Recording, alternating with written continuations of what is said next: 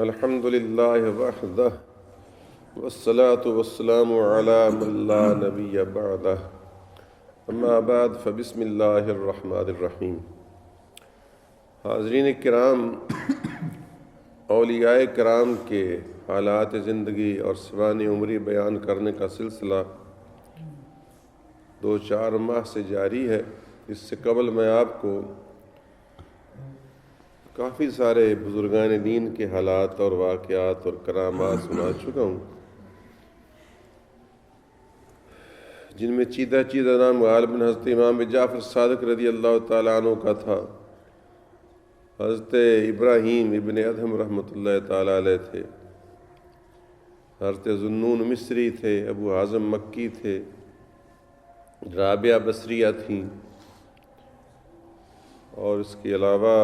بھی حضرت باعث بسامی رحمۃ اللہ تعالیٰ علیہ، حضرت ذوالنون مصری، مالک بن دینار، حضرت فضیل بن عیاض رضی اللہ تعالیٰ عنہ مجمعین۔ تو یہ میں نے ویسے چند نام ذکر کیے کہ ان میں سے اکثر آپ نے دیکھا کہ وہ آغاز زندگی میں عام دنیا داروں کی طرح معصیت میں مبتلا رہے، لیکن اللہ تبارک و تعالیٰ نے ان پر اپنا فضل و کرم فرمایا اور کوئی وسیلہ، کوئی بہانہ بن گیا کہ وہ توبہ طائب ہو کر راہ خدا کی طرف راغب ہو گئے اور سالک ہوئے، اور سالک بھی اتنے بلند و بالا مقام پر پہنچے کہ آج وہ دنیا کے پیشوا ہیں اور مقتدا ہیں۔ اور ان کے بیان میں نے آپ کو شاید کسی وقت یہ فکرہ بھی کہا ہو کہ میں نے نگاہ ڈالی ہے تو مجھے تقریباً 90% بزرگ ایسے ہی نظر آئے ہیں جو پیدائشی بزرگ نہیں تھے بلکہ بعد میں توبہ طائب ہو کر اللہ کے برگزیدہ بنے۔ یہ بیان کرنے سے اصل میرا مقصد یہ تھا کہ آپ جیسے اور اپنے جیسے گناہ گار بندوں کو امید دلاؤں کہ وہ اپنے گناہوں سے اس طرح مایوس نہ ہوں کہ سمجھیں جی کہ ہم تو جی بس نیک بن ہی نہیں سکتے، جی کہاں وہ کہاں ہم، یہ بس کہہ کر جان چھڑا لیتے ہیں اور اسی طرح اپنی معصیت میں، نافرمانی میں مستغرق رہتے ہیں۔ تو مقصد میرا یہ تھا، اور یہ ایک بہت بڑی تربیتی نقطہ نگاہ سے بات تھی، اگرچہ آپ میں سے سارے تربیت والے بھی نہیں ہیں، بعض تو رسمی طور پر اتفاق سے آتے ہیں اور چلے جاتے ہیں، بعض ایسے ہیں جو سنتے بھی آ رہے ہیں لیکن ٹس سے مس نہیں ہوتے، جو خطا تھی، جو گناہ تھا اس پر قائم ہے، جتنی نیکی تھی وہ ٹھیک ہے، وہ نیکی بھی ہے لیکن اس کے ساتھ جس گناہ پر قائم ہے یہ بھی مجھے پتہ اور آپ کو بھی پتہ ہے۔ کوئی تھوڑی بہت فرق پڑتا بھی ہے، بعض پر فرق بھی ہے، خیر۔ تو میرا مقصد یہ تھا کہ آپ کو امید دلاؤں کہ اللہ تعالیٰ کی رحمت کسی وقت بھی شامل حال ہو سکتی ہے، اور وہ جو فرمائے گا لا تقنطوا من رحمت اللہ ان اللہ یغفر الذنوب جمیعا، اور یہ جو فرمائے گا نبئ عبادی انی انا الغفور الرحیم، اور یہ فرمائے گا وبشر المؤمنین بان لہم من اللہ فضلا کبیرا، تو یہ ساری امید افزا باتیں وہ اللہ تبارک و تعالیٰ کی طرف اس لیے کی گئی ہیں کہ بندہ کسی کی وقت بھی توبہ کرنے سے ڈھیل اور تاخیر اور گریز نہ کرے۔ پتہ نہیں کون سا لمحہ اللہ کریم نصیب فرمائے بندہ تائب ہو کر اللہ کے نیک بندوں میں شامل ہو جائے۔ چنانچہ ان بزرگوں میں آپ نے دیکھا کہ تقریباً ابراہیم بن ادہم جو تھے پہلے بادشاہ وقت تھے، جس طرح بادشاہوں کے حالات ہوتے ہیں، عیش پرستی، آرام طلبی، تو اللہ نے ایک وسیلہ بنایا۔ اسی طرح سے آپ نے حضرت یہ بزرگ تھے اس حضرت ذوالنون مصری، ان کا بھی ایک وسیلہ بنا تھا کہ وہ کسی کو خاص حالت میں دیکھا جو الٹا لٹک کر اپنے آپ کو سزا دے رہا تھا، تو وہ ایک بہانہ بن گیا میں نے بتایا نہیں، ویسے رابعہ بصریہ کے بارے میں بھی یہ کتابوں میں لکھا ہے، بعض میں اس پہ بھی اشاراتاً ایک جگہ لکھا ہے کہ بعض کہتے ہیں کہ وہ بچپن میں گانے بجانے کا کام کرتی تھی، تو گانے بجانے کا کام بھی وہ بیچاری کو پیشہ ورانہ طور پر نہیں خیز کرتی تھیں، اس لیے کہ وہ کنیز سمجھ کر بک گئی تھیں، خرید لی گئی تھیں۔ تو اس زمانے کا یہ دستور تھا کہ غلاموں سے، کنیزوں سے جو کام چاہتے تھے لیتے تھے، جس طرح آج کل بھی لوگ بعض اپنے نوکروں چاکروں سے جائز ناجائز ہر طرح کے کام لیتے ہیں۔ تو کنیز بیچاری زر خرید ہوتی تھی، پھر اس کو جو حکم ہوتا تو وہ کام وہ کرتی تھی، چاہے مالک کے لیے گائے بجائے یا کسی اور کے لیے۔ شبلی نے تو ان کا ایک معاشقہ بھی لکھا ہے، خیر شبلی نعمانی مراد میرے ہے، اس سے ایک شیخ شبلی ہوئے وہ نہیں، یہ ایک ہندوستان کا مورخ شبلی نعمانی، میں نے ان کا ذکر کیا۔ حالانکہ بہت ساری باتیں میں نے نہیں سنائی، آپ کو سنا۔ تو مقصد یہ ہے کہ یہ ہوئے، یا اسی طریقے سے یہ اور بھی کئی ایک نام اس طرح کے آئے۔ میرا مقصد یہ تھا کہ جو بتانا چاہتا ہوں وہ یہ کہ اب مجھے اس بات کا ڈر لگا ہے، آج جو میں بات کرنا چاہتا ہوں وہ اس بات کا ڈر لگا ہے کہ میں نے تو یہ بات اس لیے سنائی ہے کہ آپ مایوس نہ ہوں اور صرف زبانی کلامی بزرگوں کے حالات سن کر اپنے اسی حال پر مطمئن نہ رہیں، بلکہ ان کے حالات سے عبرت حاصل کریں اور راہ راست پر آئیں اور توبہ طائب ہو کر یہ امید کریں کہ ساری عمر بہشتی نہ لنگ دے رہو، بلکہ خود بہشتی بننے کی بھی کوشش کرو، اور ایسے بھی بن سکتے ہو تم کہ تم لوگ تمہاری بہشتی گزریں۔ نہیں سمجھو؟ مقصد یہ تھا کہ ضروری نہیں ہے کہ تم کسی خواجہ صاحب کے مزار کے چکر لگاؤ، تم کیوں نہیں خود خواجہ صاحب بننے کی کوشش کرتے، اور یہ کہہ کر بس چپ کہ جی وہ کہاں، جی ہم کہاں، ہے کہ نہیں؟ وہ کہاں تم کہاں، جس نبی کے وہ امتی ہیں اس نبی کے تم امتی ہو، جس خدا کے وہ بندے اس خدا کے تم بندے ہو۔ جس طرح وہ بزرگان دین کی عقیدت مانتے اور بیعت کر کے ان کی فرما برداری کی، اللہ اللہ کی، اور اللہ کے برگزیدہ بنے، تم بھی بن سکتے ہو، بنو۔ تو یہی تو ہی ناداں چند کلیوں پر قناعت کر گیا، ورنہ گلشن میں علاج تنگی داماں بھی تھا۔ تو میری مراد یہ ہے کہ اس لیے میں آج اس پہلو پر زور دے رہا ہوں کہ کہیں تم یہ باتیں سن کر دوسری طرف نہ بڑھ جاؤ آگے، کیا کہ کوئی بات نہیں، اور بڑے بڑے بزرگ سود خار رہے ہیں، بشرافی شراب بیچتے تھے، فلاں یہ کرتے تھے، فلاں سود کا کاروبار کرتے تھے، تو کوئی بات نہیں ہے۔ ہم نے اگر سودی کاروبار کر لیا تو کیا ہوا، ہم نے اگر ناچ گانے دیکھ لیے تو کیا ہوا، ہم نے اگر یہ کام کر لیا تو کیا ہوا۔ تو خدا نہ خواستہ اس کا ایک نقصان بھی ہو سکتا ہے کہ بزرگوں کی عظمت دل میں برائے نام رہ جائے کہ کوئی نہیں، وہ بھی ہماری طرح ہی تھے، ٹھیک ہے ہم بھی کر لیں گے۔ تو یہ یاد رکھنا، یہ چند بزرگوں کے میں نے حالات و واقعات سنائے کہ وہ معصیت کی زندگی گزارتے تھے اور اللہ تعالیٰ نے ان کو توبہ کی توفیق دے دی۔ تمہیں اس کی کوئی گارنٹی ہے کہ تم کو توبہ کی توفیق مل جائے گی؟ ان کو تو مل گئی، اب ان کے متعلق تو کہا جا سکتا ہے کہ ان کو فائدہ رہ گیا کہ وہ ایک عرصہ گناہوں کا مزہ بھی لے لیا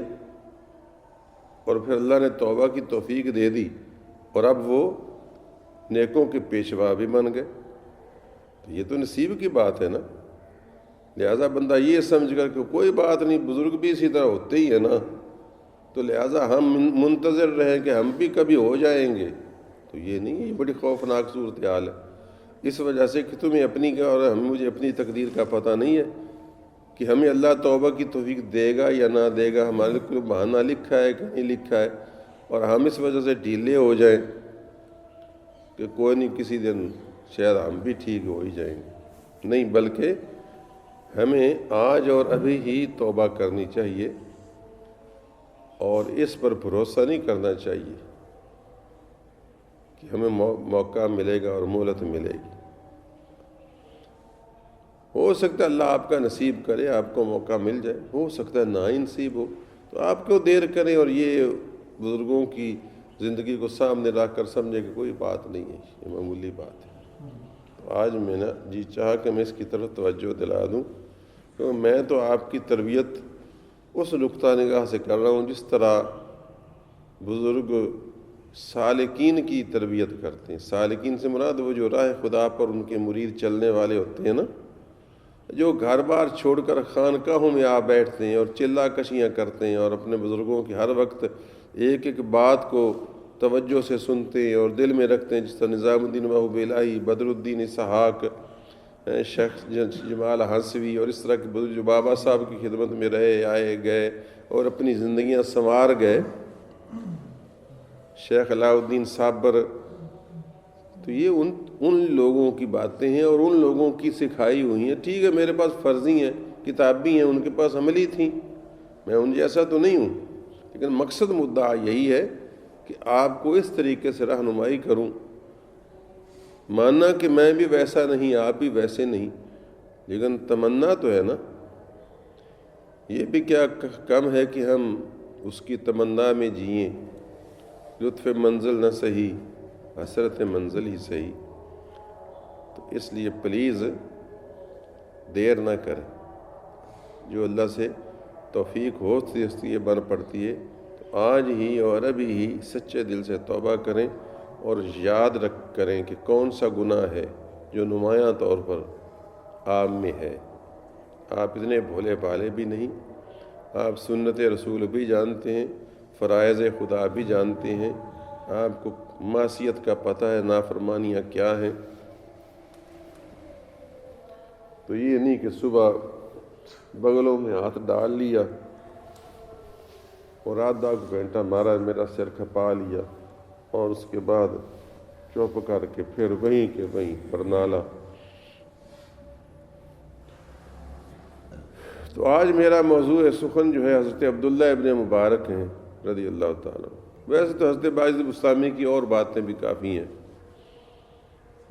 لیکن میرے خیال میں وہ چندہ ضروری نہیں کہ میں ان پر وقت اتنا صرف کروں اور آپ کو سمجھاتا رہوں۔ آپ کی تو مناجات ہی بڑی دل دوز ہے، کیونکہ آپ کس طرح اللہ تبارک و تعالیٰ کی بارگاہ میں رو رو کر التجائیں کرتے تھے، دعائیں کرتے تھے۔ سچ بات ہے، تو کبھی کبھی ان کی مناجاتیں پڑھتا ہوں نا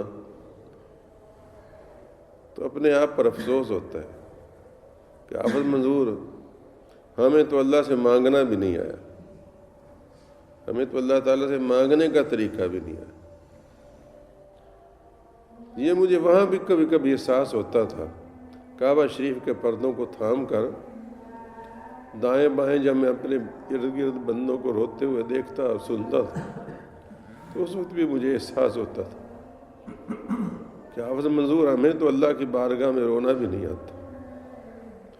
یہ لوگ کس طرح ان کی آنکھوں سے پرنالے چاہ رہے ہیں۔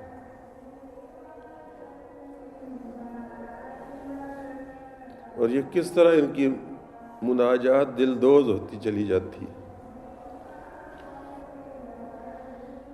وہ تو ایسا مقام ہے کہ وہاں حضرت غوث پاک جیسی ہستیاں، شیخ سعدی لکھتے ہیں، جن کا زمانہ ایک تھا کہ میں نے ایک شخص کو دیکھا کہ وہ کعبہ کے پردوں کو تھام کر یہ کہہ رہا ہے کہ یا اللہ، اگر میری ناقص سی عبادت تیری بارگاہ میں مقبول نہ ہو اور میری نیکیاں جو مجھ کو تو نے عطا کی توفیق سے تیری عطا ہوئی، اگر وہ تیری بارگاہ میں مقبول نہ ہوں تو مجھ کو روز قیامت اندھا اٹھانا، تاکہ میں تیرے نیک بندوں کے سامنے رسوا اور ذلیل نہ ہوں۔ میں نے بڑی وہ رو رہا تھا تو میں نے کھڑا ہو گیا، شیخ سعدی کہتے ہیں میں نے دیکھا کہ یہ کون سا ایسا گناہ گار ہو جو اتنی دردناک طریقے سے اللہ تعالیٰ کی بارگاہ میں رو رہا ہے، مناجات کر رہا ہے۔ یہ کون سا بندہ، پتہ نہیں اس نے کیا کیا گناہ کیے ہوئے۔ تو بعد میں جب وہ ہٹے اور میں نے انہیں پوچھا کہ نام تو آپ کا کیا ہے، تو انہوں نے کہا میرا نام عبد القادر جیلانی ہے۔ وہ حضور غوث اعظم تھے رضی اللہ تعالیٰ.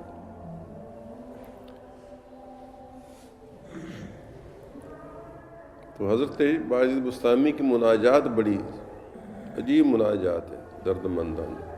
خیر تو میں عبداللہ ابن مبارک رضی اللہ تعالیٰ عنہ کا ذکر خیر آج شروع کرنا چاہ رہا تھا، اور یہ اس لیے پہلے تمہید باندھی ہے کہ پھر ان کا بھی حال وہی ہے کہ اب تو وہ بہت ہی بزرگان دین کے پیر و پیشوا ہیں، اور اللہ کریم نے ان کو بعد میں وہ عزت بخشی کہ نہ صرف وہ مشائخ کے اور بزرگان دین کے اور صوفیاء کرام کے پیشوائیں بلکہ فقہاء اور محدثین کے بھی پیر و پیشوائیں، یعنی وہ مجمع البحرین ہیں. ان کو شیخ الفریقین اور مرضی الفریقین کے لفظ، یہ دونوں فریقوں کے شیخ ہیں، یعنی محدثین و فقہاء کے بھی یہ ایک رستہ ہے ظاہر شریعت کا، اور مشائخ اور بزرگوں کے پیران عظام کے بھی وہ پیر و مرشد ہیں، یعنی تصوف والوں کے. تو وہ گویا مجمع البحرین ہیں. لیکن ابتدائے حال ان کا بھی اسی طرح کا ہی بیان کرتے ہیں، بلکہ لکھا گیا ہے کہ یہ اتنے برگزیدہ اور چیدہ تھے کہ جب بھی فقہاء اور علماء میں کسی بات کا اختلاف ہو جاتا، کسی مسئلے پر بحث ہو جاتی، تو وہ ان کو ثالث کرتے، اور جب صوفیاء کے درمیان کوئی بحث چھڑ جاتی باطنی علوم کی تو وہ ان کو اپنا ثالث کرتے کہ جو عبداللہ ابن مبارک کہیں گے ہم اس بات پر راضی ہیں، اور آپ ان کی ثالثیاں فرماتے تھے. اور پھر بعد میں اللہ اللہ اور بزرگی اور رائے خدا میں جو تھی جہاد وہ یہ تھا کہ 1 سال حج کرتے، زمانے میں پیدل لگ جاتا تھا، سال لگ جاتا تھا، 1 سال حج کرتے، 1 سال جہاد کرتے، اور 1 سال کسب حلال میں سارا صرف کرتے، یعنی فرائض تو ادا کرتے لیکن فرائض کے ساتھ ساتھ یعنی سارا دن کسب حلال کرتے، یعنی حلال روزی کمانا. گویا یہ بھی ایک عبادت کی طرح عبادت ہے، جس طرح جہاد عبادت ہے، جس طرح حج عبادت ہے. ظاہر حج کرتے تھے تو بھی فرائض ادا کرتے تھے، کوئی نماز چھوڑ تو نہیں دیتے تھے، یا جہاد کرتے تھے اس وقت بھی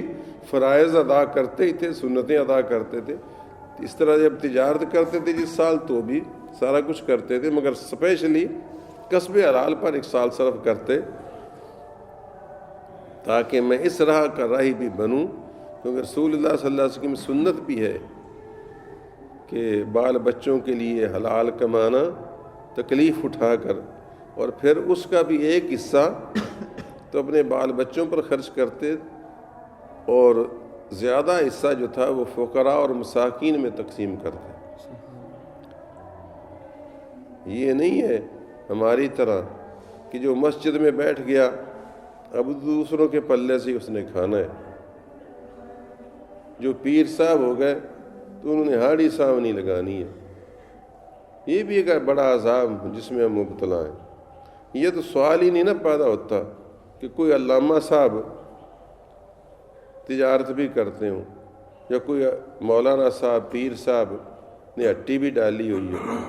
اور وہاں سچ بولتے ہوں اور وعدہ خلافی سے بچتے ہوں اور جھوٹی قسمیں نہ کھاتے ہوں اور سستا سودا بیچتے ہوں، تھوڑا سا منافع لیتے ہوں، سارا دن بیٹھ کر اللہ اللہ بھی کرتے رہتے ہوں. یہ تو ہمارے یہاں رواج ہی نہیں نا، بلکہ ایک اور الٹا رواج بن گیا ہے. کیا کہ جو مولوی بیچارہ کپڑے سینے کی دکان ڈال لے یا کوئی کریانے کی دکان ڈال لے مسجد کے باہر، کہتے اس کو مسجد سے نکالو، اس کے پیچھے نماز ہی نہ پڑھو. مولوی کا کیا کام ہے دکان کرنا؟ اب وہ بیچارے بھی ایک لحاظ سے سچے ہیں، کیونکہ ان کے ہاں ہر دکاندار جھوٹ بولتا ہے، ہر دکاندار وعدہ خلافی کرتا ہے، ہر دکاندار کم تولتا ہے. تو وہ اس لحاظ سے کہتے ہیں کہ یہ کم تولنا ہمارا کام ہے، جھوٹ بولنا ہمارا کام ہے، قسمیں جھوٹی اٹھانا ہمارا کام ہے، مولوی کا کیا کام؟ تو شاید وہ اس لیے کہتے ہیں، وہ بیچارے یہ نہیں سمجھتے کہ یہ چیز جو مولوی کے لیے آرام ہے تمہارے لیے بھی آرام ہے۔ جھوٹ بولنا کم تولنا جس طرح مولوی صاحب کو منع ہے تم کو بھی منع ہے، اس لیے وہ الٹا اس کو مجبور کرتے ہیں کہ تو مانگ کر کھایا کر۔ حالانکہ میرا خیال ہے مانگ کر کھانا اچھے والے تندرست بندے کو حرام کی طرح ہی گناہ ہے، حرام کی طرح، کیونکہ رسول اللہ صلی اللہ علیہ وسلم کی وعیدیں ہیں کہ جو بندہ کمانے کی طاقت کے باوجود لوگوں کے پلے سے کھانے کی کوشش کرے گا، مانگے گا، اس کے چہرے پر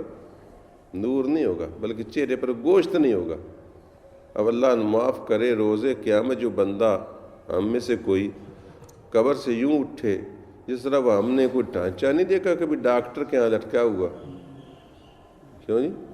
جس کے چہرے پر کوئی گوشت نہیں ہوتا اور اس کی ناک منہ اور ہڈیاں نکلی ہوئی تھیں، تو وہ بندہ میدان معاشر میں کتنا ذلیل و خوار ہو کر جا رہا ہوگا۔ یہ وہ ہوگا کہ جس کو کمانے کی طاقت تھی، تندرست توانا تھا، اور وہ مانگتا تھا، مانگ کر کھاتا تھا۔ کوئی ایک پہلو ہے، کس پر روشنی ڈالوں، کس کو چھوڑوں؟ تو عبداللہ ابن مبارک رضی اللہ تعالیٰ عنہ کو اللہ کریم نے بہت بڑا بلند مرتبہ عطا فرمایا، لیکن ابتدا میں آپ کا بھی بہانہ اسی طرح کا ہی بنا کہ وہ کسی عورت پر عاشق ہو گئے۔ اللہ تعالیٰ اس فتنے سے بچائے، اس لیے اللہ تعالیٰ نے فرمایا وَقُلْ لِلْمُؤْمِنِينَ يَغُضُّوا مِنْ أَبْصَارِهِمْ وَيَحْفَظُوا فُرُوجَهُمْ، ایمان والوں سے کہو کہ اپنی آنکھوں کو پست رکھا کریں اور اپنی شرمگاہوں کی حفاظت کیا کریں۔ آنکھیں پست رکھنے کا مطلب کیا ہے کہ آنکھیں شیطان کے تیروں میں سے ایک تیر ہے، دیکھو گے تو آنکھیں جو ہیں وہ دل کو خبر کریں گی، اور دل کو خبر کریں گی تو دل نفس کو اطلاع دے گا کہ مال اچھا ہے، اور نفس جو ہے وہ بھڑکے گا، ترغیب کا دے گا۔ تو گویا گناہ کا دروازہ جو ہے وہ آنکھیں ہیں، پھر آنکھوں کے بعد بار بار دیکھو گے تو پھر زبان ہے، یہ دوسرا دروازہ، اور تیسرا کان ہے، جب وہ جواب دے گی کوئی نہ کوئی موبائل پر یا ڈائریکٹ تو وہ پھر تیسرا دروازہ کھلے گا۔ اس لیے تو بابا صاحب رحمۃ اللہ تعالیٰ علیہ مرید جس کو کرتے تھے اس سے یہ 3 وعدے بھی لیتے تھے کہ میں وعدہ کرتا ہوں کہ میں اپنی آنکھوں کی، کانوں کی اور اپنی زبان کی حفاظت کروں گا۔ کیوں؟ یہ 3 دروازے اگر بند ہو جائیں تو گناہ کے دروازے بند ہو جاتے ہیں۔ انشاءاللہ 3 کو کنٹرول کر لے بندہ، گناہ نہیں کر سکتا۔ مولانا رومی رحمۃ اللہ تعالیٰ علیہ فرماتے ہیں چشم بندو، گوش بندو، لب بند، آنکھیں بند کر لیں، کان بند کر لے اور ہونٹ بند کر لے۔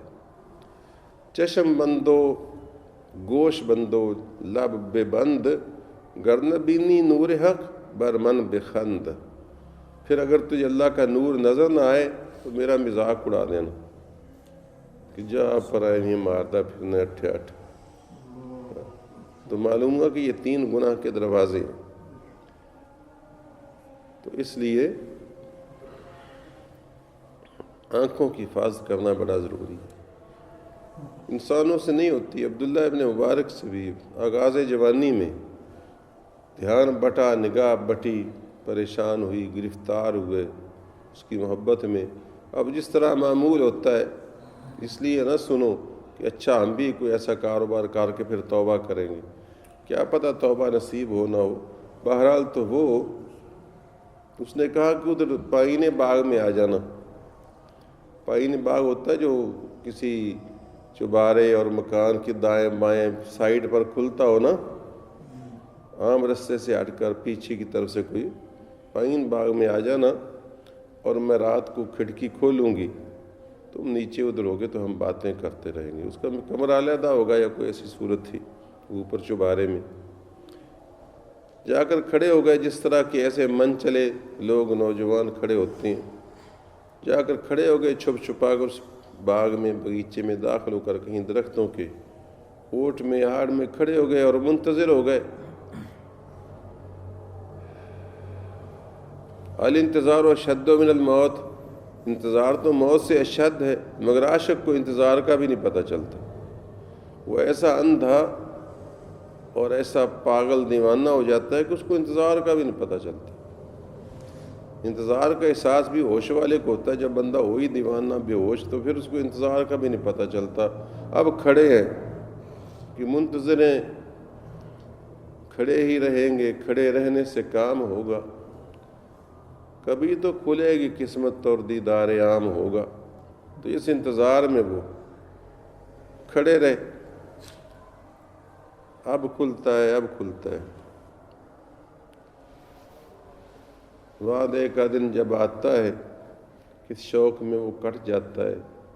دل کا ہم کو یہ سمجھاتا ہے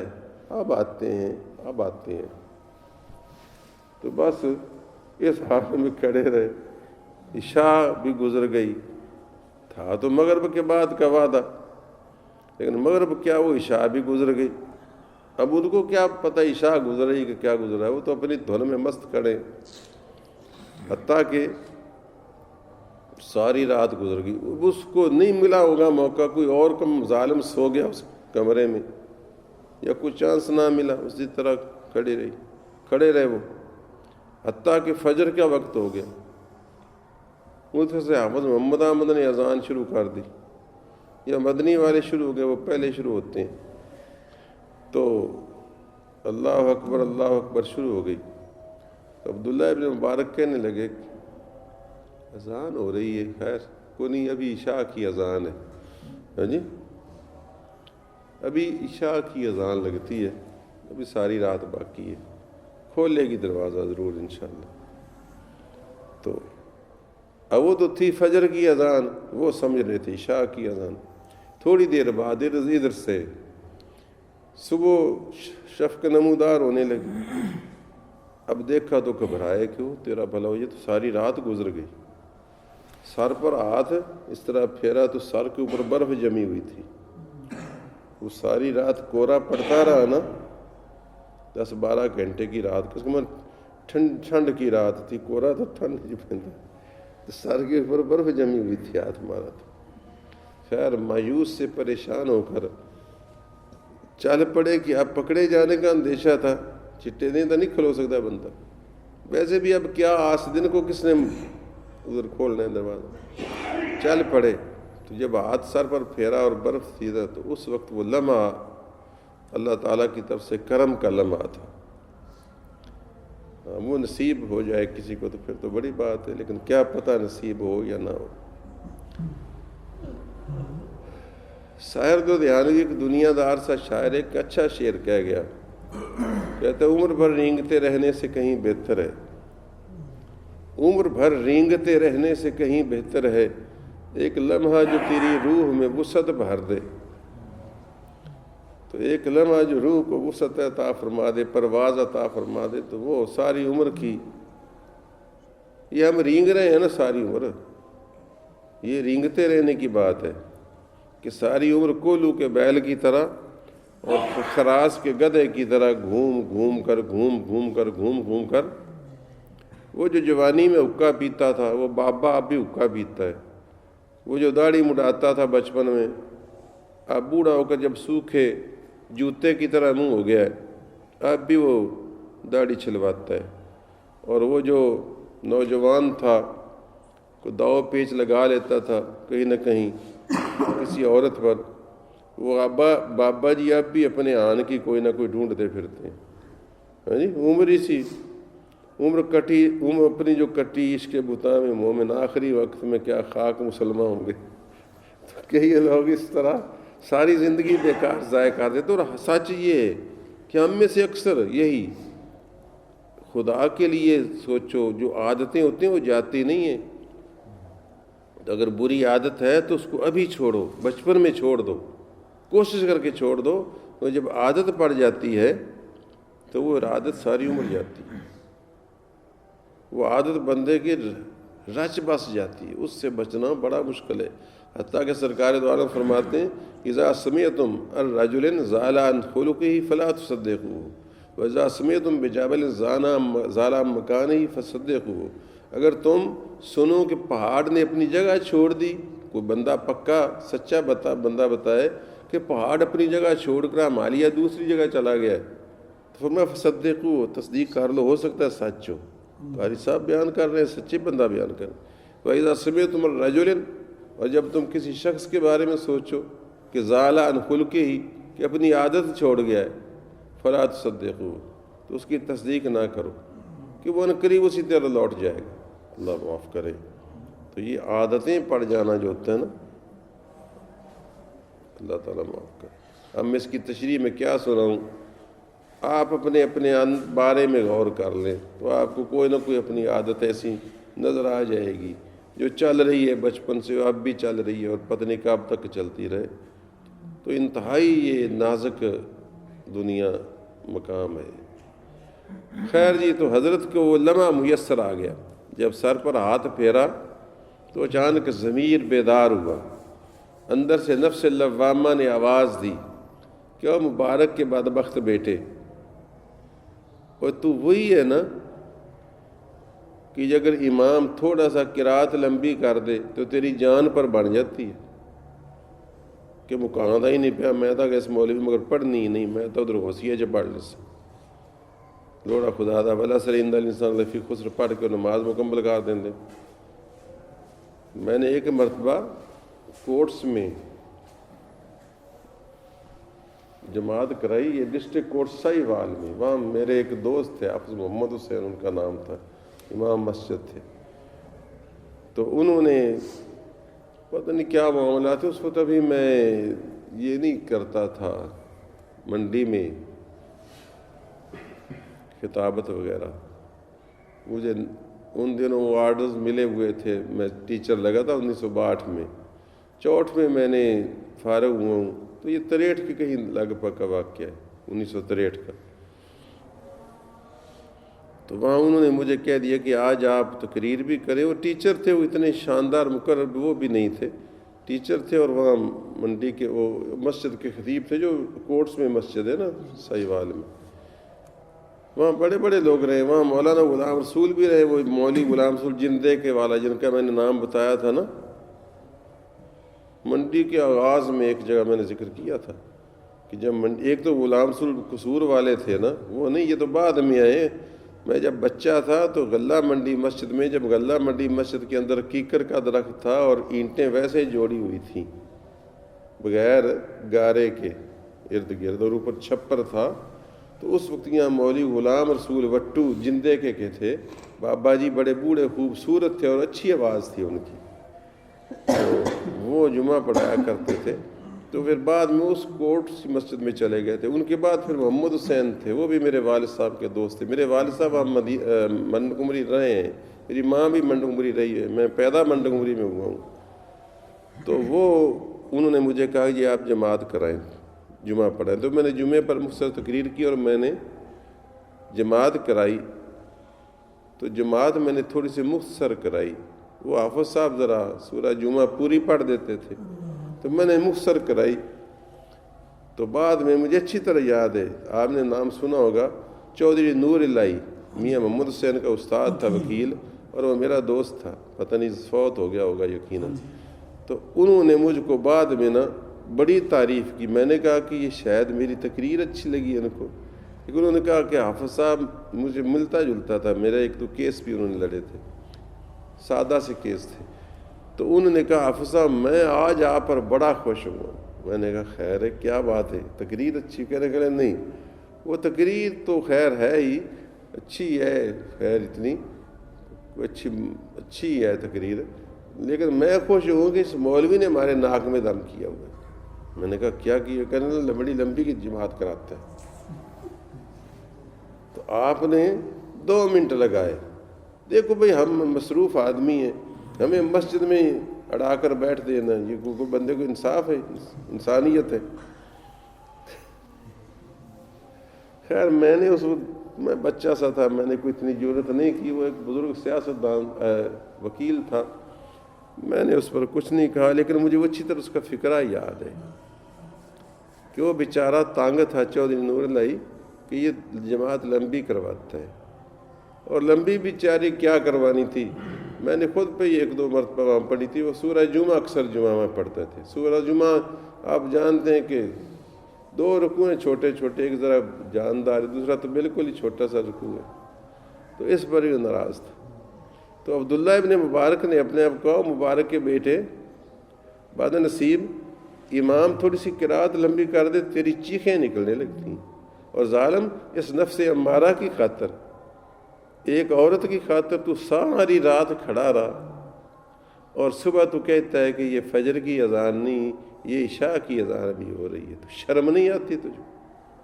اگر اپنے اللہ تعالیٰ کی بارگاہ میں کھڑا ہوتا تو وہ تیری قیمت ڈالتا، اور اس بدبخت نے منہ نہیں دکھایا، کھڑکی نہیں کھولی، مجبور ہوگی، یا جان کر بھی یہ حسینوں کو عادت ہوتی تنگ کرنے کی، میں تسی آنے وچاری کو لوں ٹائم نہیں ملیا ہونا۔ یہ وچاریاں جو ہوتی ہیں نا، یہ بڑی کاف ٹہنے ہوتی ہیں، آپ کو مجھ سے زیادہ تجربہ ہوگا۔ تو یہ لمحہ اس پر قیامت بن کر گزرا، اس بدبخت کو بھی چھوڑ دیا اور سب دنیا کو بھی چھوڑ دیا، اور پھر اللہ تعالیٰ کے اس قدردان اللہ جس کی ذات ہے غفور شکور، بخشنے والا اور قدردان، پھر اس کی طرف لگ گئے۔ تو وہ تو اتنا قدردان ہے کہ یہ تو ایک مرتبہ اللہ کو یا اللہ، تو وہ 3 مرتبہ لبیک یا عبدی کہتا ہے۔ اللہم صلی وسلم وبارک علی سیدنا و مولانا محمد النبی الأمی وعلی آلہ وصحبہ وبارک وسلم۔